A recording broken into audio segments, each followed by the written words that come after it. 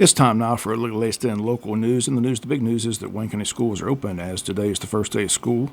Open house took place last Friday, and today the buses are running and the school bells are ringing, and school's underway today here in Wayne County. This past Saturday, the Touch a Truck event was another huge success, with over 1,600 people in attendance throughout the day. Over 400 book bags filled with school supplies were provided by the Altamont Baptist Church and Parkway Church of God to children in our community, along with books given out by James E. Bacon Elementary and Martha Puckett Middle School.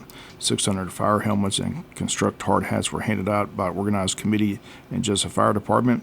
Children of all ages filled the streets while enjoying a day of touching all types of vehicles, pulling horns, setting off siren and lights, and smiling while taking photos with their favorite characters that were roaming the event. Again, the Wayne County Board of Tourism wants to thank the community and their strong support for the event, and special thanks to the following people: Wayne County EMA, Wayne County EMS, Wayne County Road Department, Wayne County Sheriff's Department, City of Jesup Maintenance Department, City of Jesup Fire Department, City of Jesup Downtown Development Authority, Jesup Police Department, City of Scriven Police Department, City of Scriven Fire Department, City of Odin Fire Department, Birch Farms, Caton, Wayne County Board of Education Transportation Department, Gene McLean, Gordy Campbell, Landon Towing and Recovery, Georgia State Patrol, Golden Isles EMS, J.W. Oliver Construction, Boykin Steel and Crane, Airvac, Mobile Concrete, Robinson Liquidation Center, Jesup Strand Cinema, and Interstate Credit Union. Again, this past Saturday is Touch a Truck, another successful event in downtown Jesup.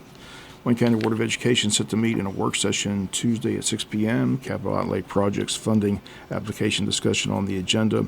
Once again, the board has to decide how they're going to proceed with the Ag Center and the ROTC facility, as the board has rejected all bids submitted for the projects thus far. Should get an update on how they plan to proceed on Tuesday at the meeting. School calendar back on the agenda, weather-related procedures on the agenda, a couple of board policies also under financial management, financial review. Their former CFO, Tony Williams, was hired to look over the school system's budget and spending practices. She's expected to be on hand to make a report to the Board of Education of her findings. Again, that's expected Tuesday at the work session. As always, an executive session for personnel, but the board meets Tuesday at 6 p.m.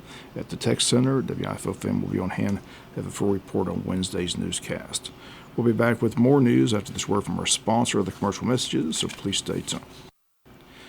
Other news, also meeting Tuesday evening, the Jesup City Council. They canceled last week's meeting due to weather. On their agenda for tomorrow night at 7 p.m. at City Hall, under old business, second reading of a rezoning request at 1797 South 1st Street from R2 to C3, approval of the Wayne County and Jesup Fire Map, discussion of CSX laydown yard and property exchange, discussion of strategic plan action items, discussion of food truck food court at Farmers Market.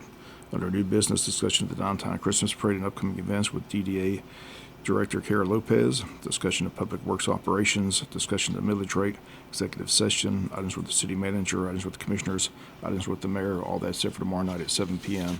at City Hall. The county is set to have their monthly meeting on Thursday, August 22nd, as their Monday meeting last week was also canceled. County did have a long work session, discuss budget on Thursday. County commissioners spent some time discussing the district attorney's request for more money. District attorney under hot water by the Glenn County commissioners, who want reimbursed for the full amount of $883,262.68. Are you looking for an insurance company that you... Given the DA a deadline of August 30th to reimburse the money, Glenn County Commissioners sent the DA a letter after he met with the Glenn County Commissioners at one of their work sessions. Letter ends by saying, quote, Unfortunately, if we are not able to come to an amicable solution for the reimbursement of the $883,262.68 and any additional payroll expenses that may accrue going forward, along with an agreeable plan for the prompt payment of all future payroll processing by August 30th, Glenn County will have no other choice but to cease payroll processing for your office entirely effective August 31st, and to consider its options for the recoupment of the money owed. It would then be up to you, the DA, to secure payroll processing services through a third-party vendor as you deem appropriate. On Friday, County Administrator Paul Drawdy said that he sent the DA an email asking for him to give more detail about the budget his office sent. He states the operating budget seems to be split equally among all four offices, and their total appropriation numbers didn't seem to add up. Drawdy says personally he doesn't think Wayne County should be paying the same as Camden and Glenn County, when it's obviously due to their size that they are utilizing more of their operating expenses. Drawdy says he sent the DA an email but has not heard back. Other commissioners on Friday expressed their opinions, saying that they are not happy with the DA dropping 40 drug cases in Wayne County. Tim Hopkins says the county pays the DA to prosecute cases, and if he's going to drop and not prosecute, why is Wayne County funding the department? Mike Gordon echoed those comments, as the commissioners as a whole didn't seem interested in sending the DA any more money. Once again, the county administrator asked for more information, but on Friday said he simply has not heard back from the district attorney. WIFO-FM has been reporting on the over 40 drug cases being dropped by the DA. Again, him saying that Wayne County investigator Officer Brad Kickletter isn't trustworthy, and the DA Higgins says he has no confidence or trust in the officer. But the DA has done more than that. He has stood in front of the reporters more than once and has stated that the officer Kickletter lied under oath, lied to the GBI, falsified documents, all criminal offenses. But when asked why he doesn't charge the officer with criminal charges, he says he has kicked that to the PAC, the prosecuting counsel's office. He says the investigation's ongoing. WIFO News has called the PAC office on numerous occasions, have left messages asking them to call back, asked them for the information that we're looking for, but again, we have not heard back once from the PAC office. Again, it's simple. It can't be both ways. Either Investigator Kickletter should be charged by the district attorney's office, or these criminal cases should be prosecuted. Sheriff Chuck Mosley still stands behind his detective, and he and the DA are on opposite sides of the fence on the credibility of the officer. Sheriff Mosley has made it clear that Detective Kickletter was not the only officer involved in the drug cases, that other officers could have been used in court to testify. Officer Kickletter remains employed by the Wayne County Sheriff's Department and by the Wayne County Sheriff. He's not been charged with any criminal charges, and will simply ask again, where is this investigation and what is the final outcome? In the meantime, 40 drug cases have simply been dismissed, and the sheriff and now county commissioner is not happy at all with what's taking place in Wayne County. Again, we said it before, we'll say it again, it's simple. Either Officer Kickletter is a dirty cop and should be gone from law enforcement and criminally charged, or if he's not, the criminal cases should move forward in the court system. We'll be back with some final news notes after this word from our sponsor, the commercial messages, so please stay tuned.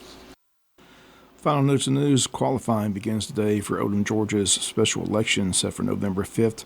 Qualifying gets underway at 8:30 this morning and runs through Wednesday at 4:30 at the Wayne County Probate Court office. Election will be for the city's mayor position, which became vacant with the resignation of Greg Rozier, and also up for election is the city council seat of Greg Liggett. He resigned to serve as active mayor in Odom, Georgia. Qualifying fees are $10.50 for the mayor's seat, $7.50 for the city council seat. Again, the special election taking place in Odom, Georgia, takes place November 5th in conjunction with the regular county election. Voter registration deadline is October 7th, and early voting begins October 14th. Will run 3 weeks up until November 1st. County commissioners have that commissioner's race in district where Randy Franks and Princess Dial will be on the ballot, and that race will be decided as well. Again, incumbent in that district, Jamie Hickok's opted not to seek re-election. The community-wide blood drive is set for Monday, August 19th from 1 to 6 p.m. at the Jesup Calvary Baptist Church Gymnasium, sponsored by the Jesup Shriners Ladies Auxiliary. The time that Monday, August 19th from 1 to 6 p.m. To schedule an appointment, they ask you please visit redcrossblood.org. Enter Jesup. Again, the blood drive set for Monday, August 19th from 1 to 6 p.m. And the Wayne County Chamber of Commerce has a special event tomorrow at Coastal Pine Signal College between 11 and 1. It's called Wayne Works, Wayne County Workforce Development Strategy, Building Tomorrow's Leaders. Again, no cost. Lunch will be served, but they do ask you to RSVP today to the chamber. That number 912-427-2028. That's going to do it for latest in local news. Sports comes your way in a few minutes. Bob Morgan, say have a great day.